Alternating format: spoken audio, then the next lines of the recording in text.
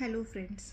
सब कहते हैं कि प्रेगनेंसी में स्ट्रेस नहीं लेना चाहिए, स्ट्रेस नहीं लेना चाहिए, पर कोई ये हमें नहीं बताता कि स्ट्रेस कैसे नहीं लें। प्रेगनेंसी में अगर हम स्ट्रेस लेते हैं तो इसका डायरेक्ट असर हमारे बच्चे पर और हमारे स्वास्थ्य पर दोनों पर हो सकता है और इसके बहुत सारे साइड इफ़ेक्ट्स भी हो सकते हैं, बहुत सारे कॉम्प्लिकेशंस भी आ सकते हैं। I will directly come to the point कि हमें स्ट्रेस कैसे नहीं लेना है। देखिए, प्रेगनेंसी में हमें बहुत सारी चीज़ों का स्ट्रेस हो सकता है, जैसे कि आपकी फैमिली इश्यूज़ कुछ हो सकते हैं, उस टाइम पे वर्क लाइफ बैलेंस करना होगा। आपके अगर पहला कोई बेबी होगा तो उसकी स्कूलिंग का स्ट्रेस, उसको संभालने का स्ट्रेस, घर का काम, ऑफिस का काम, कोई और कुछ आके कह देता है कि तुम्हें ये नहीं करना है, वो नहीं करना है, ये सारी चीज़ें। और खुद आपके साथ भी इतनी सारी चीज़ें हो रही होती है, हार्मोनल इम्बैलेंस होता है, आपका वेट गेन हो रहा है, उसका आपको अलग स्ट्रेस आता है, किसी को नौशिया की तकलीफ़ होती है, बैक पेन, बॉडी पेन, हर रोज़ कुछ ना कुछ अलग तकलीफ़ हो रही होती है, मन में अलग अलग फीलिंग्स आ रही होती है, कभी अकेलापन महसूस होता है, कभी स्ट्रेस्ड आउट फील होता है, कभी अचानक से डिप्रेशन आता है। ये सब हार्मोन्स की चेंजेस होते हैं और ये सब के थ्रू जाते वक्त स्ट्रेस होना बिल्कुल आम बात है। पर कोई कोई चीज़ें हैं जो हम फॉलो कर सकते हैं और जिसकी वजह से हमारा स्ट्रेस कम हो जाएगा।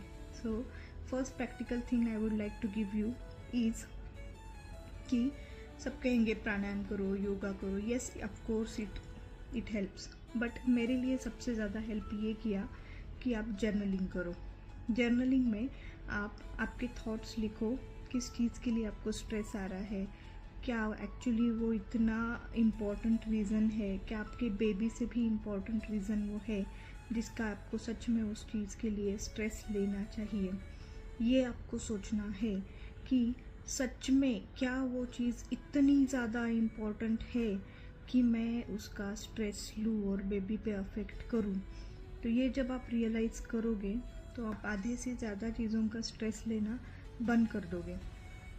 दूसरा पॉइंट ये है, आप ये सोचो कि 9 मंथ के बाद ये सेम रीज़न इतना मैटर करेगा क्या? 9 मंथ के बाद क्या इस रीज़न के ये रीज़न मेरे लिए इतना इम्पोर्टेंट रहेगा क्या? आज अगर मेरी मदर इन लॉ ने कुछ बोल दिया, किसी रिलेटिव ने कुछ टॉन्ट मार दिया, कोई नेबर कुछ, आंटी कुछ बोल के चले गए, so these are unavoidable conditions, है ना? तो या वो हमारे कंट्रोल के बाहर है, पर क्या सच में ये चीज़ें इतने मैटर करने वाली है क्या कि जिसका मैं अभी स्ट्रेस लूँ और मेरे बेबी पे अफेक्ट कराऊँ? या आप कोई भी स्ट्रेस आता है तो आप ये सोच लो कि 9 मंथ के बाद मैं इसके बारे में सोच लूँगी। 9 मंथ एक बहुत बड़ा पीरियड है, तो भाड़ में जाए दुनिया। ये आपका हो सकता है, मोस्टली अभी हर कोई एक या मैक्सिमम 2 चांस लेते हैं। सो पूरी लाइफ टाइम में अगर हम 70-80 ईयर का भी हम स्पैन समझते हैं तो सिर्फ 9 मंथ के लिए आप ये ब्यूटीफुल जर्नी के थ्रू जान। जिसको जो बोलना है बोलने दो, जिसको जो करना है वो करने दो, बट आप किसी भी चीज़ का अपने ऊपर स्ट्रेस मत लो। आपकी प्रेगनेंसी एंजॉय करो, आपकी क्रिएटिविटी दे, आपको जो चीज़ें पसंद है, जो आपके हॉबीज़ है वो करो, जर्नलिंग करो, विजुअलाइजेशन करो, प्राणायाम, योगा, ये सब तो है ही।